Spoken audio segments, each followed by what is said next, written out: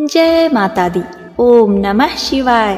प्रिय भक्तगणों, आज चैत्र माह शुक्ल पक्ष की 9वीं तिथि है और आज का दिन अष्ट सिद्धि प्रदान करने वाली माता सिद्धिदात्री को समर्पित है। आज के दिन माता सिद्धिदात्री की कथा को श्रवण करने से मनुष्य की सभी तरह के कार्यों की सिद्धि होती है। माता उन सभी जातकों को अभयता का वरदान देती हैं। बल, बुद्धि, विद्या के साथ ही शुभता का भी आशीर्वाद प्राप्त होता है।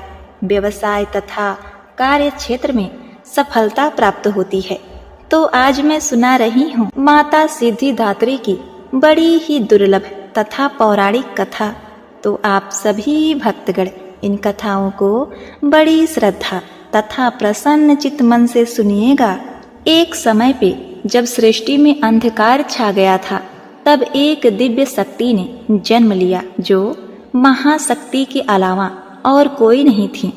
देवी शक्ति ने ब्रह्मा, विष्णु और महादेव की त्रिमूर्ति को जन्म दिया और तीनों को संसार के लिए अपने कर्तव्यों को निभाने के लिए अपनी भूमिका को समझने की सलाह दी। उनके कहे अनुसार त्रिदेव एक महासागर के किनारे बैठ गए और कई वर्षों तक तपस्या की। तब माँ देवी ने सिद्धिदात्री के रूप में उन्हें दर्शन दिए और तीनों को अपनी शक्तियों के रूप में पत्नियां दी, ताकि वे लोग उनकी मदद से सृष्टि रचना का कारोबार कर सकें। और धीरे धीरे सृष्टि में सब कुछ निर्माण हुआ। इस तरह माँ सिद्धिदात्री की कृपा से सृष्टि की रचना, पालन, संहार का कार्य संचालित हुआ। उस समय भगवान शिव ने माता सिद्धिदात्री की कठोर तपस्या करके 8 सिद्धियों को प्राप्त किया था। साथ ही माँ सिद्धिदात्री की कृपा से भगवान शिव का आधा शरीर देवी का हो गया और वह अर्धनारीश्वर कहलाए। माँ दुर्गा का यह अत्यंत ही शक्तिशाली स्वरूप है। इस ब्रह्मांड की शक्ति देवी दुर्गा है, जिन्होंने समय समय पर विभिन्न रूप धारण करके प्रकृति और सृष्टि के संरक्षण का कार्यभार संभाला। जब किसी दैत्य के सामने देवताओं के युद्ध कौशल कम पड़ जाया करते थे, तो स्वयं माँ आदि शक्ति भवानी सिद्धिदात्री अपने पुत्रों का रक्षण किया। माता सिद्धिदात्री देवी दुर्गा, जो न सिर्फ नारी शक्ति का स्वरूप है, बल्कि भक्तों की आस्था का परम पात्र भी हैं। एक समय पर महिषासुर नामक एक भयंकर राक्षस ने चारों ओर हाहाकार मचा दिया। वह जहाँ तहाँ मौत का नाच नाचता था और उसके गढ़ ऋषियों के यज्ञों में विघ्न उत्पन्न करते थे। महिषासुर को वरदान प्राप्त था कि कोई भी देव, पशु या नर उसका वध नहीं कर सकता। इसीलिए स्वयं त्रिदेव भी उसको मारने में असमर्थ थे। निरंकुश दैत्यराज महिषासुर ने अपने वरदान को कवच के रूप में उपयोग करते हुए देवलोक में भी अपना आधिपत्य जमा लिया और देवों को वहां से निकाल फेंका। देवताओं के यज्ञ भाग को भी उसने अपने वश में कर लिया। दैत्यराज से परेशान होकर सभी देवता त्रिदेव के पास गए और उनकी स्तुति करने लगे। सभी देवता के मुख पर चिंता का कारण त्रिदेव पहले से जानते थे। यह सब हाल जानकर भगवान शिव मुस्कुराए और बोले, हे नारायण, अब समय है कि हम सभी अपने तेज से इस जग की रक्षिका देवी दुर्गा का आवाहन करें। यह सुनकर स्वयं ब्रह्मदेव और नारायण ने भी हामी भरी।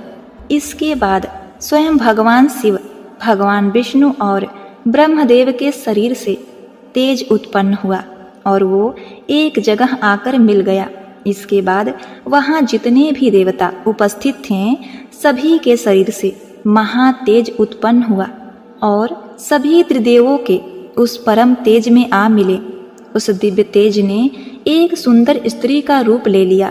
महादेव के तेज से माता का मुख, नारायण के तेज से 8 भुजाएं, ब्रह्मदेव के तेज से चरण पादुकाएं, यमराज के तेज से मस्तक और केस, चंद्रमा के तेज से माता के स्तन, देवराज के तेज से माता की कमर, वरुण के तेज से जंघाएं और इसी तरह से अन्य देवताओं के तेज से माता के अन्य अंग उत्पन्न हुए।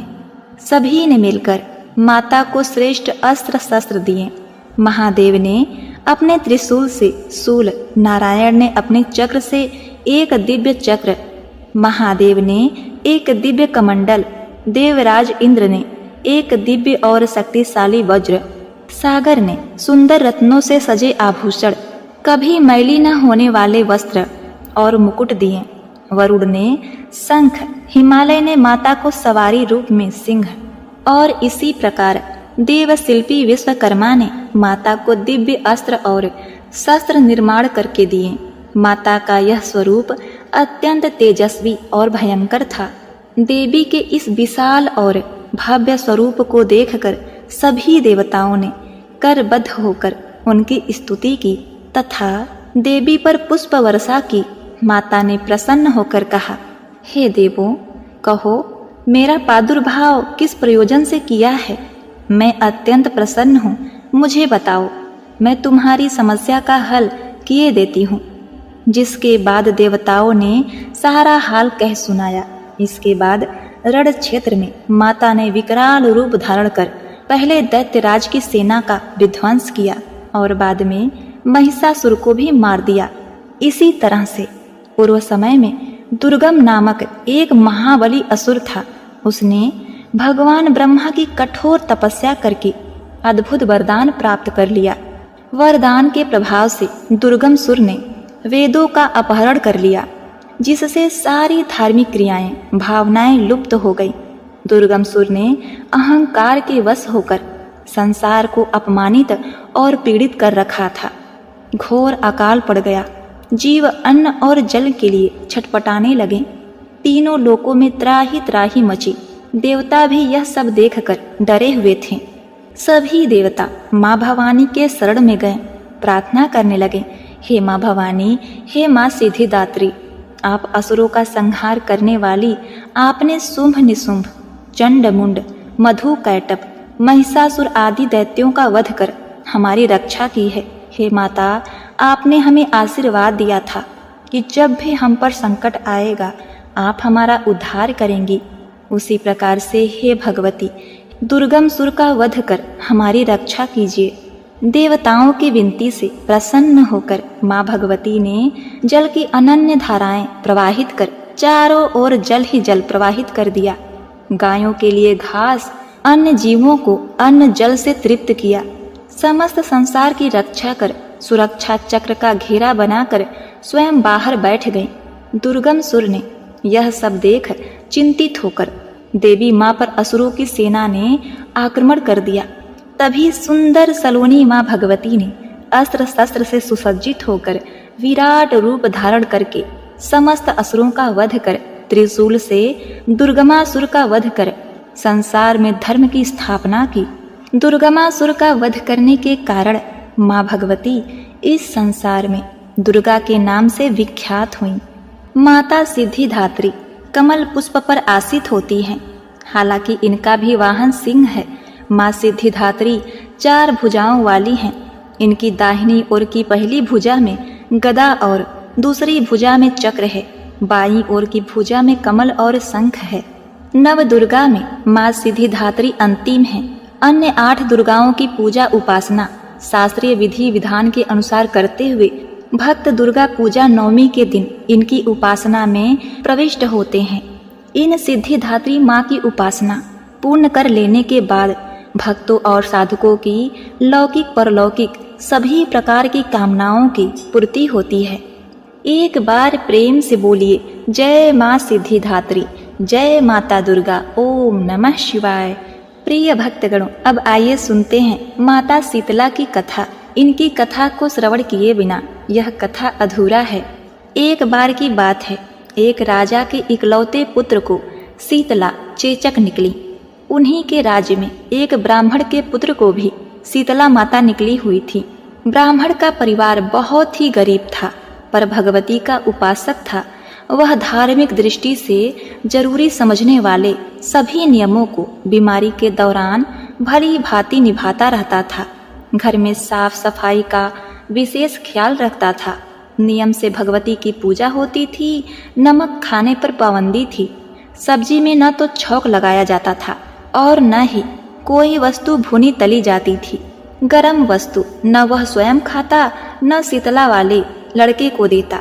ऐसा करने से उसका पुत्र शीघ्र ही ठीक हो गया।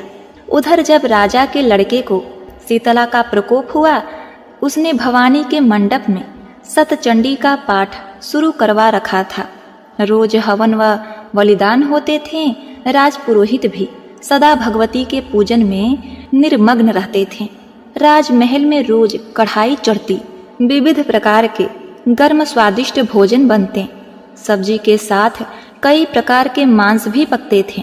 इसका परिणाम यह होता है, उस लजीज भोजन की गंध से राजकुमार का मन चंचल हो उठा। वह भोजन के लिए जिद करता, एक तो राजपुत्र और दूसरे इकलौता। इस कारण उसकी अनुचित जिद भी पूरी कर दी जाती। उसके कहे अनुसार उसे तरह तरह के पकवान खाने को दिए जाते, उसकी जिद पूरी की जाती। इस तरह शीतला माता का कोप घटने के बजाय बढ़ने लगा। शीतला के साथ साथ उसे बड़े बड़े फोड़े भी निकलने लगे, जिसमें खुजली व जलन अत्यधिक होती थी। शीतला की शांति के लिए राजा कितना भी उपाय करता, शीतला का प्रकोप उतना ही बढ़ता जाता, क्योंकि अज्ञानतावश राजा के यहाँ सभी कार्य उल्टे हो रहे थे। इससे राजा और अधिक परेशान हो उठा। उसकी समझ में नहीं आ रहा था कि इतना सब होने के बाद भी शीतला का प्रकोप शांत क्यों नहीं हो रहा। एक दिन राजा के गुप्तचरों ने उसे बताया कि ब्राह्मण के पुत्र को भी शीतला निकली थी, पर वह बिल्कुल ठीक हो गया। यह जानकर राजा सोच में पड़ गया कि मैं शीतला की इतनी सेवा करता हूँ, पूजा व अनुष्ठान में कोई कमी नहीं, पर मेरा पुत्र अत्यधिक रोगी क्यों हो रहा है, जबकि उस गरीब ब्राह्मण का पुत्र बिना सेवा पूजा के ही ठीक हो गया। यही सोचते सोचते उसे रात्रि में नींद आ गई। श्वेत वस्त्र धारणी भगवती ने उसे स्वप्न में दर्शन देकर कहा, हे राजन, मैं तुम्हारी सेवा अर्चना से अत्यंत प्रसन्न हूँ, इसीलिए आज भी तुम्हारा पुत्र जीवित है। इसके ठीक न होने का कारण यह है, तुमने शीतला के समय पालन करने योग्य नियमों का उल्लंघन किया। तुम्हें ऐसी हालत में नमक का प्रयोग बंद करना चाहिए। नमक से रोगों के फोड़ों में खुजली होती है। घर की सब्जियों में छौंक नहीं लगाना चाहिए, क्योंकि इसकी गंध से रोगी का मन उन वस्तुओं को खाने के लिए लालायित होता है, ललचाता है। रोगी का किसी के आसपास आना जाना मना है, क्योंकि यह रोग औरों को भी होने का भय रहता है। अतः तुम सफाई करके इन नियमों का पालन करो, तेरा पुत्र अवश्य ही ठीक हो जाएगा। विधि समझाकर देवी अंतर ध्यान हो गईं। प्रातः से राजा ने देवी की आज्ञा अनुसार सभी कार्यों की व्यवस्था कर दी। इससे राजकुमार की सेहत पर अनुकूल प्रभाव पड़ा और वह शीघ्र ही ठीक हो गया। इसी दिन भगवान कृष्ण और माता देवकी का विधिवत पूजन करके मध्यकाल में भोजन का भोज लगाना चाहिए। ऐसा करने से पुण्य ही नहीं मिलता, बल्कि समस्त दुखों का भी निवारण होता है। एक बार प्रेम से बोलिए, जय माता शीतला, ओम नमः शिवाय। प्रिय भक्तगणों, अब आइए सुनते हैं शीतला माता की दूसरी कथा। एक गांव में ब्राह्मण दंपत्ति रहते थे। दंपत्ति के 2 बेटे और 2 बहुएं थे। दोनों बहुओं को लंबे समय के बाद पुत्र रत्न की प्राप्ति हुई थी। इसी में नवरात्रि का व्रत आता है। इसी में शीतला सप्तमी तथा अष्टमी का पर्व भी मनाया जाता है। घर में पर्व के अनुसार ठंडा भोजन तैयार किया गया। दोनों बहुओं के मन में विचार आया कि यदि हम ठंडा भोजन कर लेंगे तो बीमार हो जाएंगे और बेटे भी छोटे हैं। इस कुविचार के कारण दोनों बहुओं ने पशुओं के दाने तैयार करने के बर्तन में चोरी छुपके से 2 बाटी तैयार कर लेती हैं। सास बहू शीतला पूजा करके आईं। शीतला माता की कथा सुनी। बाद में सास तो शीतला माता के भजन करने के लिए बैठ गईं। दोनों बहुएं बच्चे रोने का बहाना बनाकर घर आईं और वो दोनों बहुओं ने गरम गरम बाटी निकालकर उसका चूरमा तैयार किया और पेट भर कर खा लिया। सास ने घर आने पर बहुओं से भोजन करने के लिए कहा। अब देखिए, बहुओं ने ठंडा भोजन करने का दिखावा करके घर के काम में लग गईं। सास ने कहा, बच्चे कब के सोए हैं, उन्हें जगाकर भोजन करा दो। बहुएं जैसे ही अपने अपने बेटे को जगाने गईं तो उन्होंने उन्हें मृत पाया। ऐसा बहुओं के करतूतों के फलस्वरूप शीतला माता के प्रकोप से हुआ था। बहुएं विवश हो गईं। सास ने सारी घटना जानी तो बहुओं से झगड़ने लगी। सास बोली कि तुम दोनों ने अपने बेटों की परवाह ना करके शीतला माता की अवहेलना की है, इसीलिए मेरे घर से निकल जाओ और बेटों को जिंदा स्वस्थ लेकर घर में पैर रखना। अपने मृत बेटों को कटोरे में सुलाकर दोनों बहुएं घर से निकल पड़ी। जाते जाते रास्ते में एक नीम का वृक्ष पड़ा। उसी नीम के पेड़ के नीचे माता शीतला बूढ़ी औरत का रूप बदलकर बैठी हुई थी। उस बूढ़ी महिला के बाल में ढेर सारे जुएं थे। बहुओं ने थकान का अनुभव भी किया था। नीम के पेड़ के छांव में आकर बैठ गईं। उन दोनों से बूढ़ी महिला ने अपने बाल से जुएं निकालने को कहा और वे दोनों बहुएं उस बूढ़ी महिला के बाल से सारे जुएं निकाल देती हैं। जुओं का नाश होते ही शीतला माता ने अपने मस्तक में शीतलता का अनुभव किया और कहा, तुम दोनों ने हमारे मस्तक को शीतल किया है, वैसे ही तुम्हें पेट की शांति मिले। दोनों बहुएं एक साथ बोली कि पेट का दिया हुआ ही लेकर हम मारी मारी भटक रही हैं, परंतु शीतला माता के दर्शन नहीं हुए। शीतला माता ने कहा, तुम दोनों पापिनी हो, दुष्ट हो, दुराचारणी हो, तुम्हारा तो मुंह देखने ही योग्य नहीं। शीतला सप्तमी और अष्टमी के दिन व्रत रखने के दौरान ठंडा भोजन करने के बदले गर्म भोजन कर लिया था। यह सुनते ही बहुओं ने शीतला माता को पहचान लिया। देवरानी जेठानी दोनों ने माता का वंदन किया तथा गिड़गिड़ाते हुए कहा कि हम तो भोली भाली हैं, अनजाने में गरम खा लिया था। आपके प्रभाव को हम जानती नहीं थी। आप हम दोनों को क्षमा करें, पुनः ऐसा दुष्कृत्य नहीं करेंगे। इसके पश्चात उनके वचनों को सुनकर माता प्रसन्न हुई। शीतला माता ने मृत बालकों को जीवित कर दिया। बहुएं तब बच्चों को साथ लेकर आनंद से पुनः गांव लौट आईं। गांव के लोगों ने जाना कि दोनों बहुओं को शीतला माता के दर्शन साक्षात हुए हैं, तो दोनों का धूमधाम से स्वागत करके ग्राम प्रवेश करवाया गया। बहुओं ने कहा कि हम गांव में शीतला माता के मंदिर का निर्माण करवाएंगे। हे शीतला माता, जैसी कृपा आपने उन बहुओं पर की, वैसे अपने भक्तों पर करना। अपने भक्तों के संतानों को लंबी उम्र का वरदान देना। जय माता शीतला, जय हो माँ दुर्गा। ओम नमः शिवाय।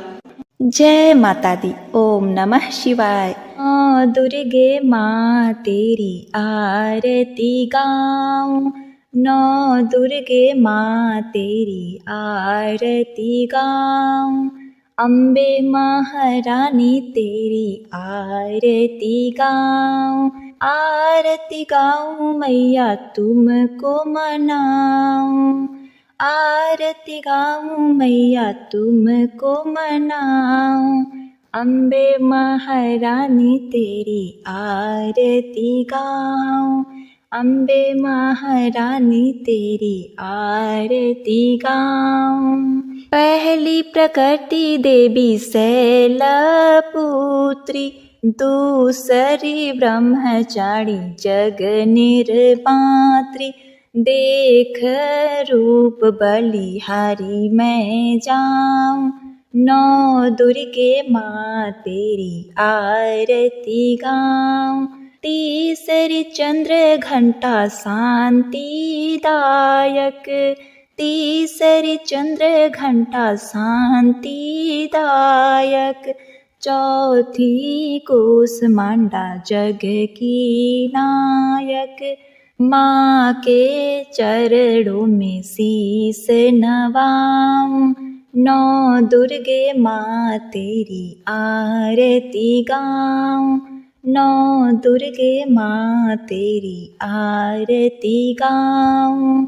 पांचवें स्कंद माँ भाग्य की दाती, पांचवें स्कंद माँ भाग्य की दाती, छठी कात्यायनी तुष्टि दाती, ज्योत जलाऊं मैया सुमिरन गाऊं, ज्योत जलाऊं मैया सुमिरन गाऊं।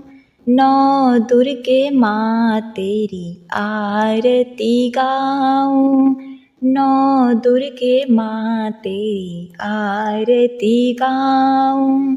सातवीं काल रात्रि शुभ फलदायक, सातवीं काल रात्रि शुभ फलदायक। आठवीं महागौरी शक्तिदायक, महाशक्ति की महिमा मैं गाऊं, महाशक्ति की महिमा मैं गाऊं। नौ दुर्गे माँ तेरी आरती गाऊं, नौ दुर्गे माँ तेरी आरती गाऊं। नवी महामाई माँ सिद्धिदात्री, नवी महामाई माँ सिद्धिदात्री।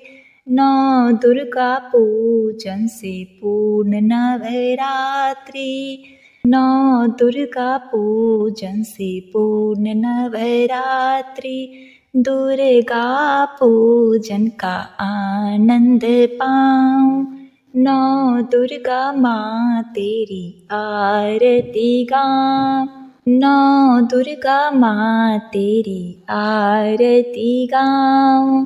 अम्बे महारानी तेरी आरती गाऊं, नौ दुर्गा माँ तेरी आरती गाऊं। आरती गाऊं मैया तुमको मनाऊं, आरती गाऊं मैया तुमको मनाऊं। अम्बे महारानी तेरी आरती गाऊं, अम्बे महारानी तेरी आरती गाऊं, अम्बे महारानी तेरी आरती गाऊं। बोलिए अम्बे मात की जय। हर हर महादेव।